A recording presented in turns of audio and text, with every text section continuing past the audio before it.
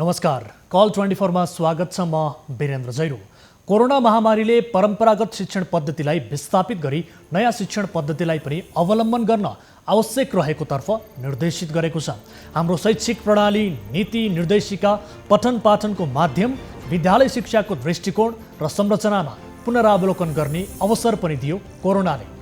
Corona कालमा home स्कुलिङको अवधारणा महत्त्वपूर्ण नै साबित भयो, तर हाम्रो वर्तमान शिक्षा प्रणाली, नीति, योजना तथा कार्यक्रमले नवीनतम प्रविधिको प्रयोगलाई उचित सम्बोधन भने गर्न सकेन। यो महामारीले नेपालमा व्याप्त शैक्षिक पहुँच, अवसर र असमानतालाई फेरि पनि बहसको रूपमा ल्याइदिएको छ, किनभने सबै क्षेत्र, वर्ग, लिङ्ग समुदायका विद्यार्थीले एकै नासले पढ्न पाएका छैनन्। नेपालमा पनि कोरोना कालमा वैकल्पिक सिकाइको रूपमा अनलाइन, टिभी, रेडियो र खुला शिक्षाको प्रयोग गरी पठन पाठन सञ्चालन गरियो। यद्यपि वैकल्पिक सिकाइ अभियान विपन्न र सीमान्तकृत समुदायका लागि प्रभावकारी भने हुन सकेन। यसका लागि भौगोलिक विकटता, इन्टरनेटको पहुँच, मोबाइल फोन, ल्यापटप लगायतका उपकरण मुख्यतया कारक तत्त्व मानिए। तर पनि यसबीचमा सरकारले के कस्तो नीति लिने भन्नेमा स्पष्ट निर्णय गर्न सकेन। बारम्बार निर्णय बदल्दा अभिभावक र विद्यार्थी अन्योलमा परे।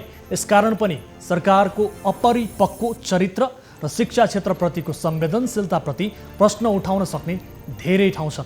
कोरोना महामारीकै बीचमा पनि त्रिभुवन विश्वविद्यालय अन्तर्गत स्नातक तहका परीक्षा मङ्गलबारदेखि सुरु भएका छन्। अहिले त्रिवीले भौतिक रूपमै विद्यार्थीको परीक्षा लिन सुरु गरिसकेको छ, तर सरकारले जारी गरेको निषेधाज्ञा पूर्ण रूपमा अझै खुलिसकेको छैन।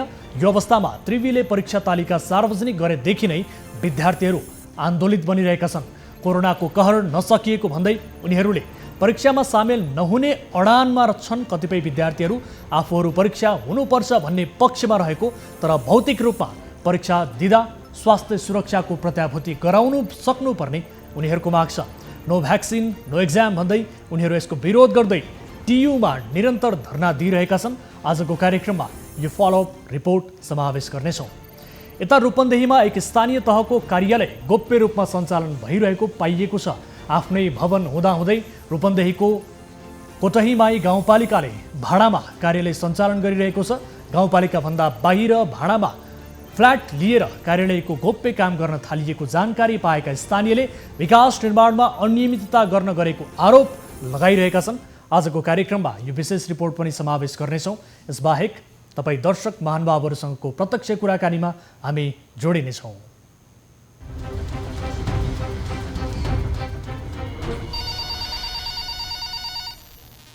कार्यक्रम कल 24 को नयाँ श्रृङ्खलामा उपस्थित भइसकेका छौँ दर्शक महानुभावहरू। आज कार्यक्रममा विविध विषयहरू समावेश गरेका छौँ। विशेष गरी केही दिन अघि हामीले फलोअपको रूपमा रहेको टियुको विद्यार्थीहरू जो यति बेला आन्दोलित छन्, परीक्षा दिने विद्यार्थीहरू आन्दोलित बनिरहेको अवस्थामा आजको कार्यक्रममा यो विषयलाई फलोअप गर्नेछौँ। यसबाहेक अरू विषयहरू पनि छन्। हामीलाई सम्पर्क गर्नका लागि तपाईँले टोल फ्री नम्बर 1660112424, यसै गरी एनसेल नम्बर 9801572424 र भाइबर नम्बर 98840110 037 मा कल गर्न सक्नुहुनेछ। कुनै पनि समस्या पर्नु भएको छ, कुनै आपद विपदमा पर्नु भएको छ, कुनै पीडा भोगिरहनु भएको छ र समाजमा भएका कुनै पनि गलत गतिविधि विरुद्ध खबरदारी गर्न चाहनुहुन्छ भने तपाईँले हामीलाई सम्पर्क गर्न सक्नुहुनेछ। कार्यक्रममा प्रत्यक्ष रूपमा सहभागिता जनाउन सक्नुहुनेछ भन्दै आजको पहिलो अनि महत्त्वपूर्ण विषयतर्फ यहाँहरूको ध्यानाकर्षण गराउन चाहन्छु। यति बेला शैक्षिक क्षेत्रले अत्यन्तै विकराल परिस्थितिको सामना गर्नु परिरहेको छ। यसबीचमा सरकारले शिक्षामा के कस्तो नीति लिने भन्नेमा स्पष्ट निर्णय गर्न सकिरहेको छैन।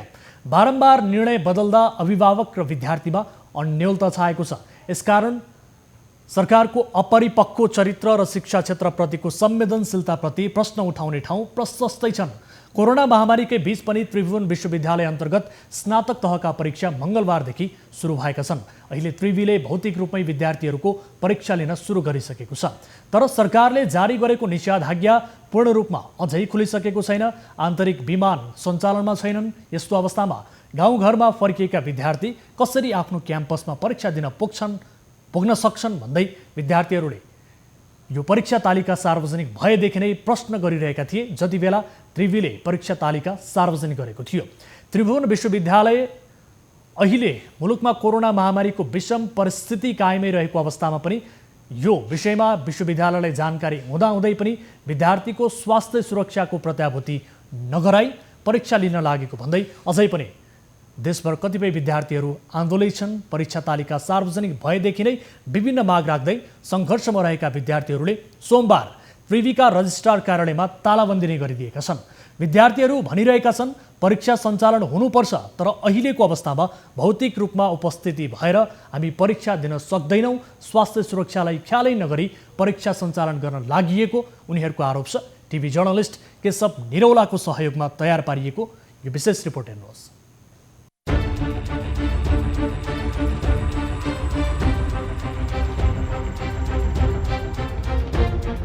सोमबार त्रिभुवन विश्वविद्यालयका स्नातक तहका विद्यार्थीहरू परीक्षा नियन्त्रण कार्यालयको गेटमा चर्को नाराबाजी गरिरहेका थिए।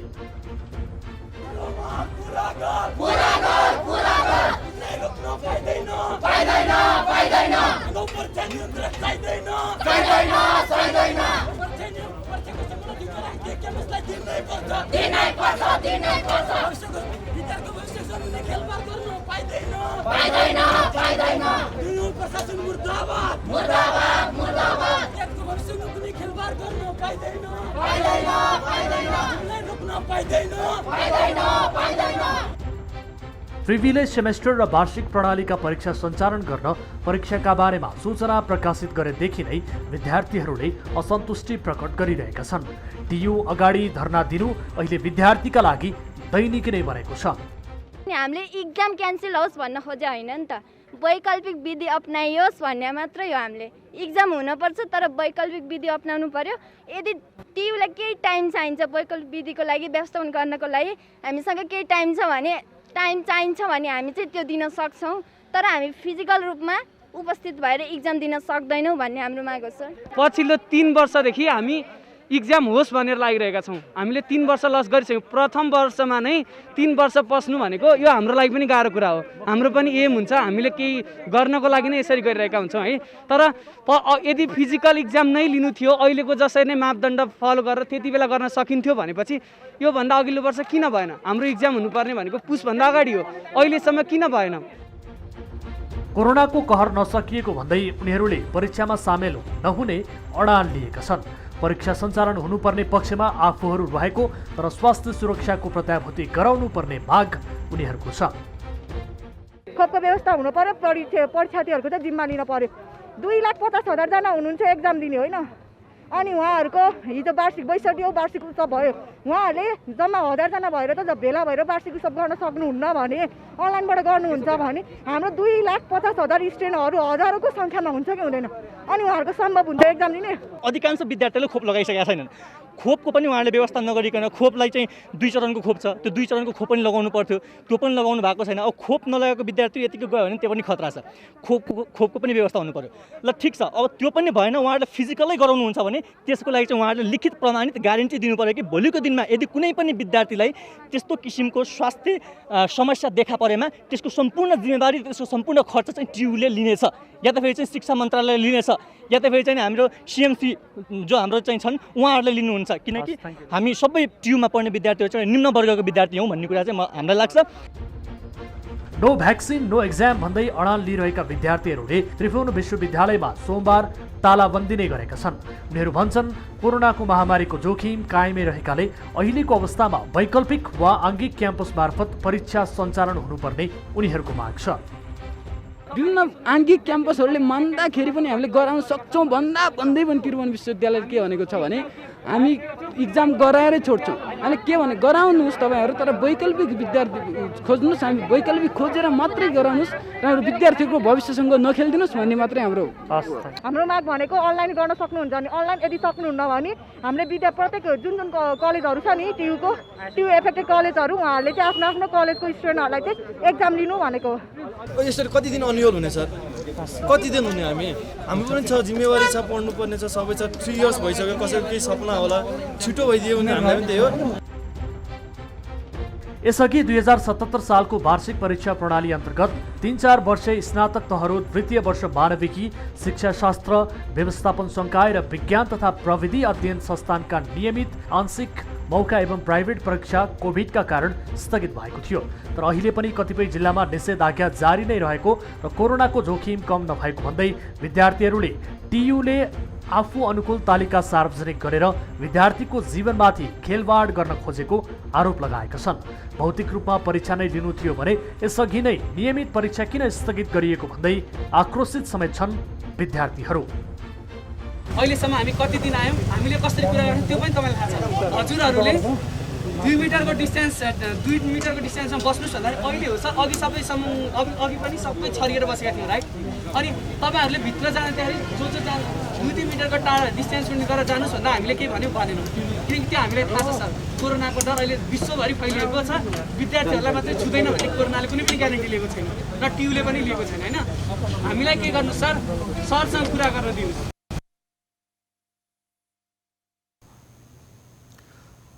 दर्शक महानुभावहरू, यति बेला शिक्षा क्षेत्र नै कोरोनाका कारण अन्योलमा परेको अवस्था छ र यो विषम परिस्थितिमा त्रिभुवन विश्वविद्यालयले परीक्षाको तालिका सार्वजनिक गरेदेखि नै यी विद्यार्थीहरू आन्दोलित बनिरहेका छन् र वैकल्पिक रूपमा परीक्षा सञ्चालन हुनुपर्ने या त स्वास्थ्य सुरक्षाको प्रत्याभूति गराउनुपर्ने माग गरिरहेका छन्। यद्यपि यस विषयलाई लिएर सम्बन्धित निकायले चासो देखाएको छैन। यससँग सम्बन्धित अर्को रिपोर्ट पनि हामीसँग बाँकी नै छ। त्यसअघि कोही विद्यार्थी हामीसँग जोडिनु भएको छ।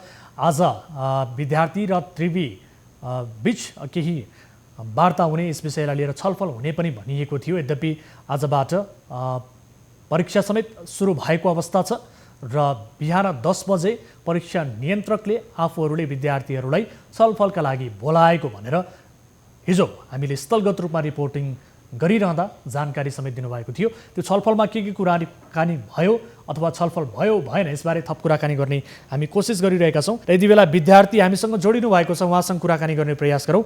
नमस्कार, को बोल्दै हुनुहुन्छ? यहाँको शुभ नाम? जितेन्द्र जोशी बोलिरहेको छु। अब निरन्तर रूपमा तपाईँहरू सङ्घर्षमा हुनुहुन्छ, तपाईँहरूले विभिन्न मागहरू अघि सारिरहनु भएको छ। परीक्षा तालिकालाई लिएर तपाईँहरूले असन्तुष्टि जनाइरहनु भएको छ त्रिवीले, र अर्कोतर्फ परीक्षा नियन्त्रण कार्यालयले तपाईँहरूको मागलाई सम्बोधन गरिरहेको छैन। बारम्बार तपाईँहरूले निवेदन दिनुभएको छ, माग बुझाउनु भएको छ। यद्यपि आज तपाईँहरूको छलफल हुने भनेर भनिएको थियो, परीक्षा नियन्त्रकले पनि त्यही बताउनु भएको थियो। केही छलफल भयो? छैन सर, अहिलेसम्म हाम्रो केही पनि छलफल भएको छैन। हामीले ताजा लगाएको छौँ हामीले परीक्षा नियन्त्रक कार्यालयमा, तर अहिलेसम्म हामीलाई हाम्रोमा केही पनि कुरा भएको छैन। परीक्षा नियन्त्रकले आज बोलाउने भनेर भन्नुभएको थियो। तपाईँहरू जति बेला धरनामा हुनुहुन्थ्यो, गेट अगाडि प्रदर्शन गरिरहनु भएको थियो, त्यो बेलामा हामीले परीक्षा नियन्त्रकसँग गएर भेट्दाखेरि उहाँले भोलि 10 बजे उहाँहरूसँग छलफल गर्ने कार्यक्रम रहेको र यसबारे थप बुझ्ने सम्बोधन गर्ने भनेर बताउनु भएको थियो। यसबारे कुनै पनि जानकारी तपाईँहरूलाई गराइएन? त्यसो भए अहिलेसम्म गराइएको छैन सर, हामीलाई कुनै कल पनि आएको छैन र हामीलाई कल गर्दाखेरि रिसिभ पनि भएको छैन। अब तपाईँहरू कस्तो मनस्थितिमा हुनुहुन्छ यति बेला? त्रिवीले पनि विशेष गरी तपाईँहरूको मागलाई सम्बोधन गराउनका निमित्त कुनै चासो नदिएको अवस्था देखियो। तपाईँहरूको मनस्थिति चाहिँ के छ? अहिले हामीले अब सेकेन्ड इयरको इक्जाम पनि हेरिसक्यौँ। अहिले सेकेन्ड इयरमा पनि त्यस्तै छ, अब भत्ता मुग्नु नै छ।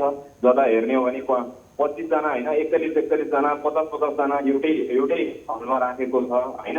अब हाम्रो माग चाहिँ कोपको हो, मेन भनेको कोपको अथवा आङ्गिक क्याम्पसलाई जिम्मा दियोस् भन्ने हो। तर अहिलेसम्म त्यो निर्णय चाहिँ भइसकेको छैन, मागहरू सम्बोधन भएको छैन। हामीले अब त्यहाँ तालचा लगाएको छौँ, तर तालचा त्यो पनि हामीसँग भोलि 10 बजे भनेको अहिलेसम्म हामीलाई कुनै पनि जानकारी भएको छैन। अब यसरी तालचा लगाएर माग सम्बोधन होला भन्ने अपेक्षा गर्नुभएको छ त? किनभने एक हिसाबले भन्यो भने हिजो हामीले कुराकानी गरिरहँदा तपाईँहरूलाई छलफलमा बोलाउँछु भनेर परीक्षा नियन्त्रकले नै भन्नुभएको थियो, हामीलाई नै उहाँले जवाब दिनुभएको छ। यस विषयको रिपोर्ट पनि हामी केही बेरमा प्रसारण गर्न गइरहेका छौँ।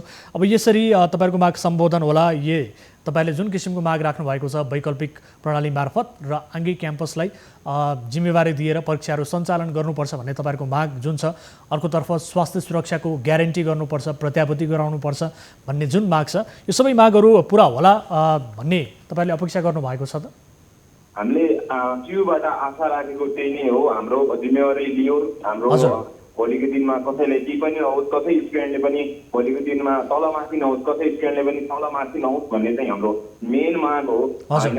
अब तलमाथि कसैलाई भयो भने हामीले अगाडि नै हामीले जानकारी दिइसकेका छौँ टियुलाई, यस्तो यस्तो हुन्छ, यो हुनसक्छ भनेर हामीले जानकारी दिइसकेका छौँ। त्यस पश्चात पनि उहाँले त्यो कदम नै चाल्नुहुन्न भने जिम्मेवारी टियु नै हुन्छ। भोलिको दिनमा कसैले लाग्यो भने हामी त्यसपछि स्टुडेन्टलाई लगेर टियुमा जान्छौँ। अब एकातर्फ तपाईँहरूको माग सम्बोधन गराउनका निमित्त सम्बन्धित निकायले चासो दिएको छैन, पटक पटक तपाईँहरू आन्दोलित भइरहनु भएको छ, दैनिक जसो तपाईँहरू टियुको गेटमा धर्ना दिन पुग्नुहुन्छ, यो तपाईँहरूको दैनिकी नै बनेको छ। यद्यपि परीक्षा केही सञ्चालन भइसकेको अवस्था छ भने आजदेखि र तपाईँहरूको परीक्षा मुखैमा पनि छ। यो अवस्थामा तयारी गर्नुको साटो तपाईँहरू दिनहुँ प्रदर्शन गर्नुपर्ने बाध्यतामा हुनुहुन्छ। अब टियुले पनि तपाईँहरूको मागलाई सम्बोधन गराउनका निमित्त कुनै चासो नदिँदा तपाईँहरूको परीक्षालाई लिएर तपाईँहरूको भनौँ न भोलिका दिनमा हुने परीक्षामा केही त्यस्तो किसिमको अवरोध तपाईँहरूले आफैले सृजना गर्नुपर्ने हो, तपाईँहरूले आफै भोग्नुपर्ने हो कि यसलाई लिएर कतिको सचेत हुनुहुन्छ तपाईँहरू? हामीले यस्तो भोग्नु परेमा हामी सिधै जान्छौँ। हामी इक्जामको 10 गते छ, 10 गते नै हामी त्यहाँ पनि धर्ना बस्छौँ। हामी इक्जाम नदिएर पनि त्यो धर्ना बस्छौँ। यदि भौतिक रूपमा त्यस्तो गरियो भने भोलिको दिनमा कसैलाई त्यो असर पर्न गएमा हामी त्यो नै जिम्मेवारी हुनेछ भन्ने हामीले अगाडि नै सतर्कता गरिसकेका छौँ, दिइसकेका छौँ र हाम्रो तयारी चाहिँ जारी छ होइन। टियुले इक्जाम दियो भने नि हाम्रो तयारी चाहिँ अहिले नै जारी। अब यो अवस्थामा तपाईँहरूले असन्तुष्टि जनाइरहँदा कतिपय विद्यार्थीहरूले के पनि भनिरहेका छन् भने कृपया परीक्षालाई चाहिँ बिथोल्ने गरी तपाईँहरूले यस किसिमको मागहरू नराखिदिनुहोस्, किनभने धेरै समयपछि परीक्षा हुन लागेको छ, नियमित रूपमा परीक्षा हुनुपर्दछ भन्ने किसिमको कतिपय विद्यार्थीहरूले माग गरिरहेका छन्। तपाईँहरूका कारण उहाँहरूको परीक्षा बिथोलिने हो कि समग्र परीक्षा बिथोलिने हो कि भन्ने किसिमको आशंका पनि छ, चिन्ता पनि छ, के भन्न चाहनुहुन्छ? त्यो विषयमा हाम्रो के छ भने हामीले परीक्षा रोक्ने भनेकै छैनौँ। हाम्रो परीक्षा रोकिनु हुँदैन। हामीले अगाडि नै भनेको के अरे परीक्षा नियन्त्रकज्यूले पनि हामीले डिप्युटी कन्ट्रोलरलाई पनि भनेको थियौँ कि हाम्रो परीक्षा रोकिँदैन। हाम्रो ज्ञापन पत्रमा त्यस्तो पनि छैन कि परीक्षा रोकियोस् र पछि चाहिँ गरियोस् भन्ने हाम्रो त्यस्तो चाहिँ छैन। कृपया के गरिदिनु होला, स्टुडेन्टको जिम्मेवारी लिनु पर्यो। यदि भोलिको दिनमा कसैलाई कोरोना लाग्यो भने त्यसको जिम्मेवारी चाहिँ कसले लिने? तलमाथि भयो भने उसको जिम्मेवारी चाहिँ कसले लिने भन्ने कुरा मेन विषय हाम्रो मेन समस्या त्यो नै हो होइन। यदि खोप दिएर इक्जाम गराउँछ ठिक छ, इक्जाम चाहिँ गरिनुपर्छ। एकदमै इक्जाम रोकिनु हुँदैन। 21 महिना भइसक्यो, इक्जाम रोकिनु हुँदैन। हाम्रो चाहिँ त्यो हुँदैन। अब इक्जाम रोकिनु हुँदैन भन्ने पक्षमा तपाईँहरू हुनुहुन्छ, त्यो विषयलाई लिएर परीक्षा नियन्त्रकज्यूले पनि भन्नुभएको छ तपाईँहरूका मागहरू सम्बोधन गराउनका निमित्त तपाईँहरूका सबै मागहरू जायज छन् भनेर उहाँले भन्नुभएको छ। यद्यपि उहाँले के पनि भन्नुभयो भने अब तपाईँहरूले वैकल्पिक प्रणाली मार्फत परीक्षा सञ्चालन हुनुपर्छ भनिरहँदा दूरदराजका विद्यार्थीहरूलाई समस्या हुन जान्छ। वैकल्पिक शिक्षा प्रणाली प्रभावकारी बनेको अवस्था छैन, अझै पनि धेरै विद्यार्थीहरू त्यसको पहुँचमा छैनन्। यसर्थ वैकल्पिक एउटा र सँगसँगै भौतिक रूपमा अर्को गरेर दुई तरिकाले पनि परीक्षा सञ्चालन गर्न सकिँदैन, त्यो अलिकति तर्कसङ्गत भएन भनेर उहाँहरूले भनिरहनु भएको छ। यसलाई कसरी लिनुभएको छ तपाईँहरूले? हामीले के भनेका छौँ भने त्यसरी लिन सकिँदैन भने अब आङ्गी क्याम्पसलाई जिम्मा दिएर अब कसरी हुन्छ, इन्टरनल इभ्यालुएसनले हुन्छ कि अब प्र्याक्टिकल भाइभा प्रेजेन्टेसन गरेर हुन्छ कि त्यसरी लिनुहोस् भन्ने हाम्रो माग हो मेन भनेको। अब अनलाइन नै सकिँदैन भने अब अनलाइन क्लास चलाउनु भयो सरहरूले, अब त्यहाँ टियुबाट नोटिस नै आयो अनलाइन चलाउने। त्यति बेला चाहिँ सोचिएन कि अनलाइन क्लास लिन सक्दैन। त्यही अनलाइन क्लासको आधारमा नै अहिले भौतिक उपस्थितिमा इक्जाम लिइरहेको हो टियुले होइन। त्यति बेला चाहिँ सोचिएन, त्यति बेला दूरदराजको स्टुडेन्ट छन्, क्लास लिन सक्दैनन्। हाम्रो त्यो मेन कुरा भनेको। अब आजदेखि जुन परीक्षा सुरु भयो नि, विशेष गरी यो परीक्षा चाहिँ कतिको सुरक्षित तरिकाले भयो, सम्पन्न भयो, तपाईँहरूको जानकारीमा के छ? विद्यार्थीहरूले के भन्छ? एकदमै सर, यो सुरक्षित कतै पनि छैन। 41 जना 50 जना बाहिरबाट भित्र गेटमा जाँदा एकदमै हुल छ। भिडियो पनि मैले उता पठाएको थिएँ, तर भिडियोमा पनि एकदमै धेरैजना एकदमै इकट्ठा भएर त्यस्तो इक्जामहरू लिइरहेको छ अहिले टियुले। अब भोलिको दिनमा एउटा स्टुडेन्टलाई कोरोना एउटा केस अर्को आयो, त्यसपछि पेपर नै पुगेको छैन। कुनै सेन्टरमा पेपर नै पुगेको छैन। हजुर, हस्, समय र जानकारीका लागि धन्यवाद। ठिक छ, तपाईँहरूको माग सम्बोधन गराउनका निमित्त सम्बन्धित निकायको हामी ध्यानाकर्षण फेरि पनि गराउने कोसिस गर्ने नै छौँ। यद्यपि तपाईँहरूसँग आज छलफल गर्ने भनेर भनिएको थियो, परीक्षा नियन्त्रकले त्यही बताउनु भएको थियो, तर त्यो पनि छलफल नभएको बारे तपाईँले जानकारी दिनुभएको छ। यो प्रश्न पनि हामी उहाँलाई गर्ने कोसिस गर्नेछौँ। तपाईँसँग छुट्टिन्छु। दर्शक महानुभावहरू, विद्यार्थीहरूले भनिरहेका छन् यति बेला कि परीक्षा रोक्ने, परीक्षा स्थगित गर्ने पक्षमा आफूहरू छैनौँ, तर परीक्षा सञ्चालन गरिँदा सुरक्षित तवरले परीक्षा सञ्चालन हुनुपर्दछ। कोरोनाको जोखिम आफूहरूलाई पनि छ, सबैतिर कोरोनाको जोखिम छ। यो अवस्थामा स्वास्थ्य सुरक्षाको प्रत्याभूति गराउँदै परीक्षा सञ्चालन हुनुपर्दछ भन्ने किसिमको माग विद्यार्थीहरूले राखिरहेका छन्। अब अर्को रिपोर्टतर्फ यहाँहरूको ध्यान आकर्षण गराउन चाहन्छु। यहीसँग सम्बन्धित अर्को रिपोर्ट रहेको छ। यो रिपोर्ट यहाँहरू समक्ष अब प्रस्तुत गर्न गइरहेका छौँ। सरकारले कोरोना महामारीको समयमा शिक्षामा के कस्तो नीति लिने भन्नेमा स्पष्ट निर्णय गर्न सकेन।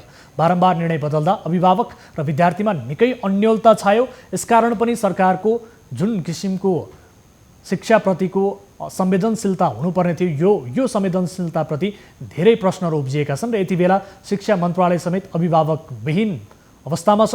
त्रिभुवन विश्वविद्यालयले त्रिवीले सार्वजनिक गरेको परीक्षा तालिकाको विषयलाई लिएर विद्यार्थीले जनाएको असन्तुष्टि जायज होला वा नहोला त्यो आफ्नो ठाउँमा छ, तर कोरोना कहरका बीचमा परीक्षा लिने निर्णय गर्दा स्वास्थ्य सुरक्षाको सुनिश्चितता गराउन नसक्नु र विद्यार्थीलाई यसबारे स्पष्ट जानकारी नदिनु सम्बन्धित निकायको कमजोरी नै हो। सोही कारण कार्यक्रम कल 24 मा हामीले विद्यार्थीहरूको गुनासोलाई उजागर गर्यौँ। करिब 2 वर्षको अवधिमा पनि कुनै वैकल्पिक विधि नखोजी भौतिक उपस्थितिमा नै परीक्षा लिने प्रक्रिया सुरु गर्न थालिएपछि विद्यार्थीहरूको मनस्थिति नै यति बेला खलबलिएको छ।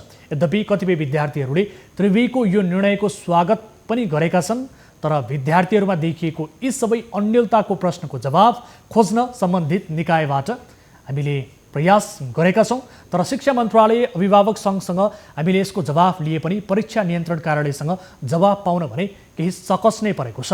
परीक्षा नियन्त्रक पुष्पराज जोशीसँग जवाब पाउन गर्नु परेको सङ्घर्ष सहितको यो अर्को रिपोर्ट हेर्नुहोस्।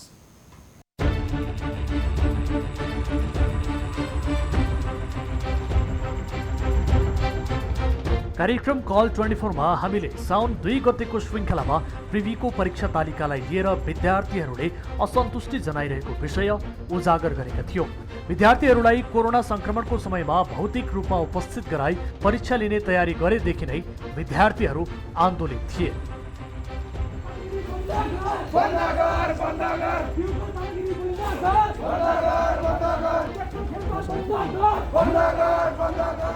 स्वास्थ्य सुरक्षाको प्रत्याभूति गराउनु पर्ने माग सहित टियुमा निरन्तर धरना दिइरहेका विद्यार्थीहरूको समस्या सम्बन्धित निकाय समक्ष राख्ने प्रयास लाइभ कार्यक्रम मार्फत नै गर्यौं।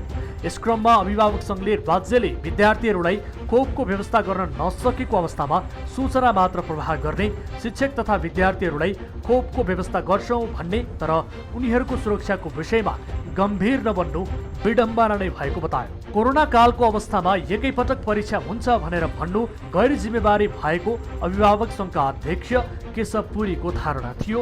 यो सुन्नुहोस्। जबसम्म उनीहरूले सुरक्षाका कुराहरू, उहाँका चाहिँ भ्याक्सिनका कुराहरू चाहिँ फुलफिल गरिँदैन, जबसम्म यो अहिलेको चाहिँ संक्रमण चाहिँ अब निर्मूल भएर गयो है, अब यो चाहिँ त्यति चाहिँ खतरा छैन भन्ने अवस्था आउँदैन, तबसम्म यो चाहिँ भौतिक रूपमा उपस्थिति गराएर जाने कुरालाई हामीले कुनै पनि हिसाबले मान्ने हामीलाई पनि छैन। यो विषयमा हामीले सम्बन्धित निकायसँग सम्पर्कमा छौँ, कुरा गरिराखेका छौँ, तर कुरा मात्रै भएको छ, काम चाहिँ काहीँ पनि केही पनि भएको छैन। तर यस्तो विषम परिस्थितिमा शिक्षा मन्त्रालय समेत अभिभावकविहीन छ। हामीले शिक्षा मन्त्रालयको समेत ध्यान आकर्षण गराउने प्रयास गर्यौं, तर मन्त्रालयका प्रवक्ता दीपक शर्माले यो विषयको अधिकार सबै टियुसँग नै भएकाले टियुले नै यसको सम्बोधन गर्नुपर्ने बताएका थिए। यो सुन्नुहोस्। भौतिक रूपमा लिन सकिने अवस्थामा कसरी कार्यतालिका सञ्चालन गर्ने, परीक्षाको के हुने, कसरी गर्ने भन्ने त्रिभुवन विश्वविद्यालय अथवा कुनै पनि विश्वविद्यालयले आफ्नो निर्णय गर्ने कुरा हो। मन्त्रालयले यसमा यसरी परीक्षा लिनुपर्छ भनेर डिक्टेट गर्न मिल्दैन। सम्बन्धित निकायबाट चित्त बुझ्दो जवाफ नपाएका विद्यार्थीहरूले निरन्तर आफ्नो मागका लागि सङ्घर्ष गरिरहे र सोमबार पनि न्युज 24 को हेल्प डेस्कमा विद्यार्थीहरूले गुनासो गरेपछि हतार हतार हाम्रो टिम परीक्षा नियन्त्रण कार्यालय पुग्यो र विद्यार्थीहरू त्यहाँ नाराबाजी गरिरहेका थिए यसरी।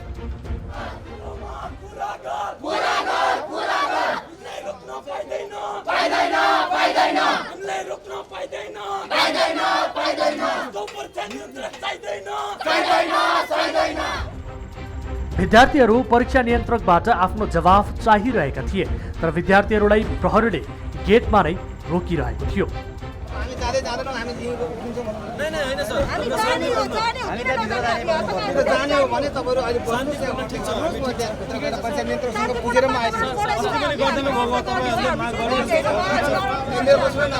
हामी जस्तो वातावरण बनाइदिने हो, हामी वातावरण बनाइदिन्छौँ।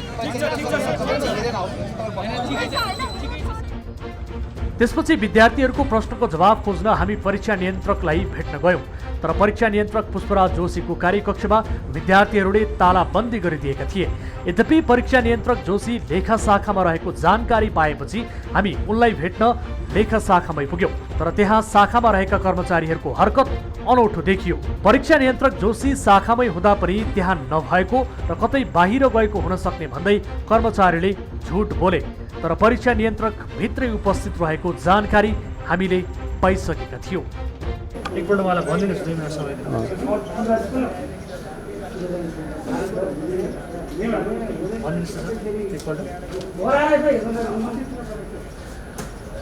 तपाईँले त 18 पर्ने त कुरै छैन। यो त बाहिर बसिरहेको छ, उनीहरू नाराबाजी गरिरहेछ, कति समय भइसक्यो, रेस्पोन्स त गर्नु पर्ला नि त सर, पर्दैन?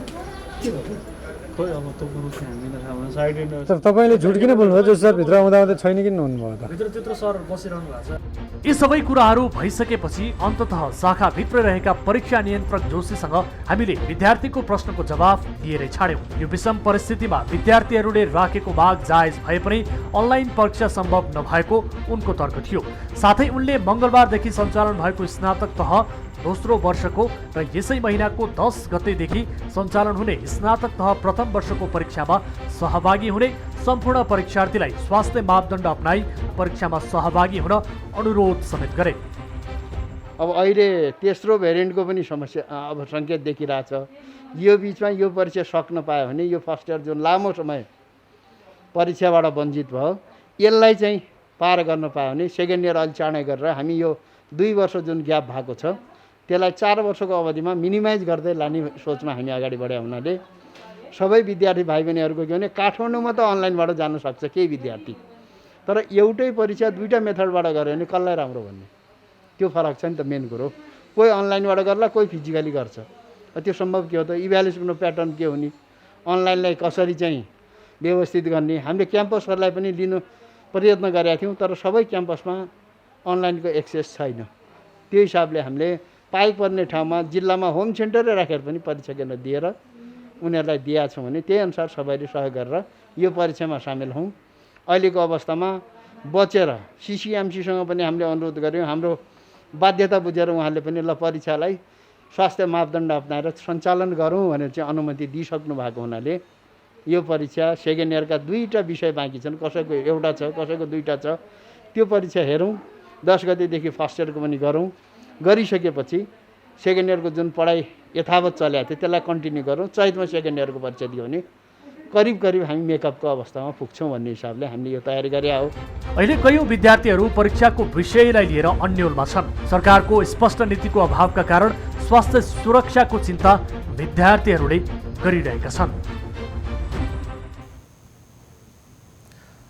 दर्शक महानुभावहरू, यस विषयमा थप कुराकानी गर्ने हामीले कोसिस गरेका थियौँ। विशेष गरी आज 10 बजे विद्यार्थीहरूलाई बोलाएर आफूहरू छलफल गर्छौँ, यस विषयमा थप छलफल गरेर यसको सम्बोधन गराउने प्रयास गर्छौँ भनेर परीक्षा नियन्त्रक पुष्पराज जोशीले हामीलाई बताउनु भएको थियो।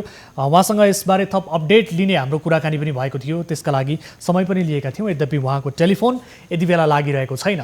मलाई जानकारी प्राप्त भएअनुसार यो विषयलाई हामी फलोअप पक्कै पनि गर्नेछौँ र यो विषयलाई यही थाती राख्दै अब अर्को विषयतर्फ यहाँहरूको ध्यान आकर्षण यति बेला म गराउन चाहन्छु। यो विषयलाई हामी फलोअप गर्नेछौँ। विद्यार्थीहरूले भनिरहेका छन् कि विभिन्न किसिमका मागहरू अघि राखिरहेका छन् र यो मागलाई सम्बोधन गराउनु पर्ने दायित्व सम्बन्धित निकायको हो।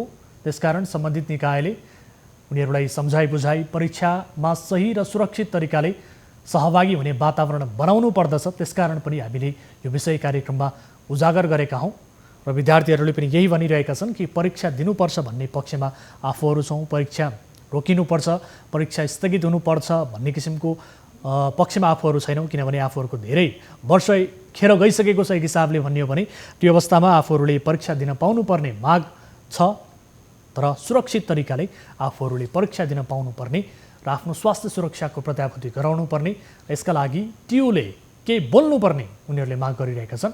तर टियुले भने केही पनि बोलिरहेको छैन। तालिका सार्वजनिक गर्यो, परीक्षा लिने निर्णय गर्यो, स्वास्थ्य सुरक्षाको प्रत्याभूति कसरी गराउने भन्ने यो सुनिश्चितता विद्यार्थीहरूलाई गराउन सकेन। त्यसकारण अहिले विद्यार्थीहरू निरन्तर रूपमा आन्दोलित छन्। कतिपय विद्यार्थीहरू दिनौँ जसो टियुको गेटमा धरना दिन पुगिरहेका छन्। यद्यपि उहाँहरूको जाँचको समय छ, पढ्नुपर्ने समयमा, तयारी गर्नुपर्ने समयमा प्ले कार्ड बोकेर त्यहाँ नाराबाजी गर्नुपर्ने यो बाध्यात्मक परिस्थितिमा रहेका छन्। यति बेला अर्को विषयतर्फ यहाँहरूको ध्यान आकर्षण गराउन चाहन्छु। आफ्नै भवन हुँदाहुँदै रूपन्देहीको कोटिहीमाही गाउँपालिकाले भाडामा कार्यालय सञ्चालन गरेको पाइएको छ। गाउँपालिकाभन्दा बाहिर भाडामा फ्ल्याट लिएर कार्यालयको गोप्य काम गर्न थालिएको जानकारी पाएका स्थानीयले विकास निर्माणमा अनियमितता गर्ने गरेको आरोप समेत लगाएका छन्। आफ्नै भवन हुँदाहुँदै पनि गाउँपालिकाको कार्यालय भैरहवामा भाडामा सञ्चालन किन? भैरहवाबाट टिभी जर्नलिस्ट प्रकाश न्यौपानेले पठाएको यो रिपोर्ट हेर्नुहोस्।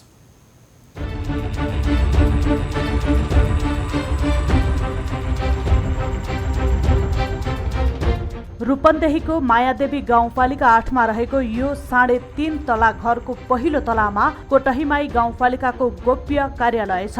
कार्यालयका प्रमुख प्रशासकीय अधिकृत दिनेश कुमार गौड, लेखा अधिकृत निरञ्जन गेवाली र इन्जिनियरहरूले यहीँ बसेर भैपरी खर्च मात्रै चलाउँदै आएका छैनन्। टेन्डरको योजना बनाउने, ठेक्कापट्टाको भुक्तानी दिने र बिल भौचर मिलाउँदै आएका छन्। मासिक 16,000 रुपैयाँ तिर्ने गरी 3 महिना अघिबाट यहाँ फ्ल्याट भाडामा लिएको हो। झन्डै 4 करोड खर्चेर गाउँपालिकाले आफ्नै सुविधा सम्पन्न भवन बनाएको छ। तर जनप्रतिनिधि र कर्मचारीको मिलेमतोमा अतिरिक्त पैसा तिरेर फ्ल्याट भाडामा लिएर कानुन विपरीत ठुला योजनाको करोडौं रुपैयाँ भुक्तानी यहीँबाट हुँदै आएको छ। सेवा गरेलाई सेवा दिँदैन। हाकिम साहेबहरू, एकाउन्टेन्ट साहेबहरू 3 करोडको बिल्डिङ छादा गाउँपालिका हुँदाहुँदै पनि भैरवामा एउटा अफिस लिएछन्। म सुन्नमा आउँछ वार्षिक त्यहाँ 10 लाख कतिमा भाडा पनि दिन्छ भैरवामा। अनि के छ कि यहाँ बहुत व्यथा छ। व्यथा संक्षिप्तमा भन्न मिल्दैन। त्यही हेर्नु न, सेवा गरेहरू यहाँ आफ्नो चेक लिएर भैरवा जाने, फेरि केही डिफल्ट भयो गाउँपालिकामा आउने। जनताको टेवा सेवा बहुत टाढा छ। भुक्तानी फाइल सदर, सिफारिस, तोक आदेश लिन परे कोटहीमाईका स्थानीय 15 किलोमिटर टाढा भइरहवा आउनुपर्छ। कार्यालय भाडामा लिएको बारे आफूलाई खासै जानकारी नै नभएको उपाध्यक्ष भानुमती बानियाको भनाइ छ। त्यहाँ बसेछन् त अभी हामीलाई त उहाँले भने कि यहाँ गाउँपालिकामा बस्ने हो। अब सब ठेक्कापट्टा काम गर्ने, सडक योजना गर्ने सबैलाई काम रुक्छन्। अब यहाँलाई के गर्छन् के नगर्छन् थाहा छैन। गाउँपालिकाका पदाधिकारीहरू आफ्नो स्थायी कार्यालयमा जाँदैनन्, बरु भाडामा लिएको भैरहवामा रहेको कार्यालयमा जान्छन्। 5-7 जना तल्लो तहका कर्मचारी र सहयोगी सहित उनीहरूले पालिकाको काम भैरहवाबाटै गर्छन्। कार्यालयका अधिकांश शाखा बन्द छन्। कर्मचारी कहाँ छन् भन्ने बारे न जनप्रतिनिधिले चासो राख्ने गर्छन् न त प्रशासकीय अधिकृतले। असारेता गाउँपालिकाका अधिकांश शाखामा ताला चाबी झुन्डिएको छ। थाहा छैन सर, हामी अब स्वास्थ्यको नितान्त परियो कर्मचारी यहाँ त अब जिम्मेवारी पाएर यहाँ अहिले स्वास्थ्य शाखामा बसिएछ त्यति हो। कानुनत गोप्य फ्लाइट भाडामै लिएर बिल भौचर मिलाउने, भुक्तानी दिने गर्न पाइँदैन। तर कोटहीमाईले यसै गरी विगतदेखि नै काम गर्दै आएको स्थानीय बताउँछन्। मिले मतोकै कारण जनप्रतिनिधि कर्मचारीको गतिविधिबारे मौन छन्। यसले एकातर्फ जनप्रतिनिधिको नेतृत्वमाथि प्रश्न चिन्ह उब्जिएको छ भने अर्कातर्फ स्थानीयले गाउँमै सिंहदरबार आएको अनुभूति गर्न पाएका छैनन्। न्युज 24 का लागि भैरहवाबाट टिभी जर्नलिस्ट प्रकाश न्यौपानेको रिपोर्ट। दर्शकबिन, स्थानीय तहमा यो के भइरहेको छ? विशेष गरी गाउँपालिकाको 4 करोडको भवन, सुविधा सम्पन्न भवन छँदैछ, त्यसमाथि फ्ल्याट लिएर जहाँ मासिक 16,000 रुपैयाँ यो फ्ल्याटको भाडा तिर्दै यति बेला गाउँपालिकाले त्यो फ्ल्याटमा कार्यालय सञ्चालन गरिरहेको छ, त्यो पनि गोप्य रूपमा। स्थानीयले विभिन्न शङ्का उपशङ्काहरू गरिरहेका छन्। यसबारे थप कुराकानी गर्छौँ। स्थानीय हामीसँग जोडिनु भएको छ र त्यस पछाडि सम्बन्धित निकायसँग प्रश्न गरेछौँ। यति बेला चन्द्रभूषण यादव अध्यक्ष जो हुनुहुन्छ उहाँसँग हामी कुराकानी गरेछौँ। त्यसअघि गुरुवचन यादव स्थानीय हामीसँग जोडिनु भएको छ। यादवजी, स्वागत छ यहाँलाई कार्यक्रममा। हजुर, धन्यवाद, नमस्कार। अब यो गाउँपालिकाको कार्यालय किन यो फ्ल्याटमा सञ्चालन भइरहेको छ? विशेष गरी गाउँपालिकाको 4 करोडको सुविधा सम्पन्न भवन हुँदाहुँदै 16,000 रुपैयाँ मासिक तिर्ने गरी यो 3 महिना अघिबाट फ्ल्याटमा सञ्चालन भइरहेको छ। कारण के हो?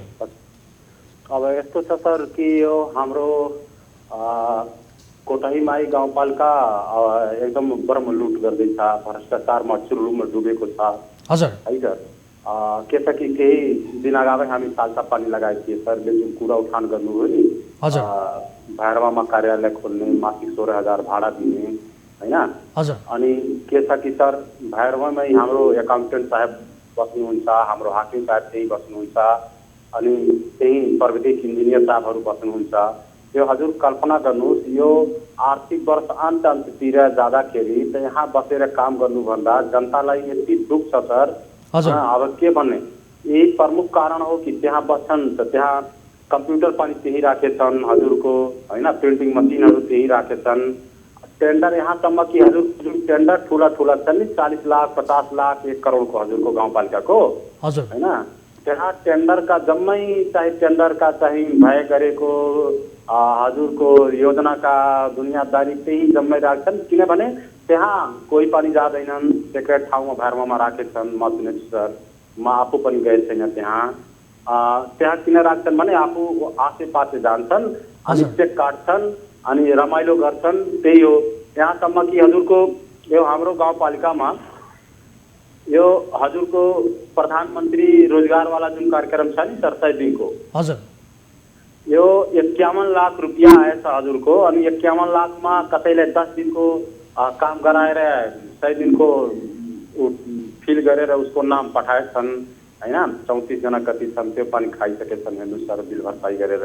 अनि म अब एक्लो सामाजिक प्राणीको नाताले गाउँपालिकामा कति गर्ने जम्मै चाहिँ लुट खसोट गर्नेहरू एकतर्फ भइहाल्छन्। हामी 4-5 दिन अगाडि साल्सा पनि, त्यो 10 दिन अगाडि भयो होला, साल्सा पनि लगाएको थिए। अनि त पछि भन्नुभयो हामी त्यही कार्यालय सार्छौँ, तर अझैसम्म हजुरको कार्यालय त्यही भैरवामै छ सर। हजुर हजुर। अब तपाईहरूले विशेष गरी यति कुराहरू बताइरहँदा त्यहाँ त्यो जुन हिसाबले 4 करोडको खर्च गरेर सुविधा सम्पन्न भवन बनाइएको छ, त्यो भवनमा काम गर्ने कर्मचारीहरू छन् कि छैनन्? कारण के हो त्यहाँ नजानु, त्यो भवनमा कार्यालय नबस्नुको कारण चाहिँ के हो? मुख्यतया तपाईँहरूले भने जस्तै यो कहीँ कतै ठुला योजनाहरूमा भ्रष्टाचार गर्नका लागि, अनियमितता गर्नका लागि हो अथवा के हो? यसको केही कारण छ पछाडि? मेन कुरो हजुरले मैले भने नि, ठुला ठाला योजनाहरू ठेकेदारहरू केही जान्छन्, त्यहाँ कोही पनि गाउँपालिकावासीहरू हुँदैनन्। त्यहाँ लेनी देनी गर्न, फ्रेङ्कली घुसपैठ गर्न इजी हुन्छ, त्यही कारण हो। अनि यो हजुरको 3-4 करोडको हाम्रो गाउँपालिकाको यसपालिको 78-79 को परिषद पनि पार्टी पौवामा गरे सर। हजुर। अनि एक दिनको पार्टी पौवाको खर्च 6 लाख सर खर्च गरिसके परिषदमा कोटाहीमाई गाउँपालिकाको। म त त्यहाँ गएर आवाज उठाएकै थिएँ कि 3 करोड 4 करोड भवन बनाउनुको औचित्य के। अनि ठिकै छ सर, त्यहाँ बस्दा हाम्रो जुन छन् यहाँ कोटाहीमाई गाउँपालिकाका नागरिकहरू, अब कोही साइकलबाट भैरवा जान्छन्, त्यहाँ चेक लिएर जान्छन्, एकाउन्टेन्ट साहब भन्नुहुन्छ, होइन यो फलाना तपाईँको बिल मिलेन, फेरि यहाँ गाउँपालिकामा आउँछन्।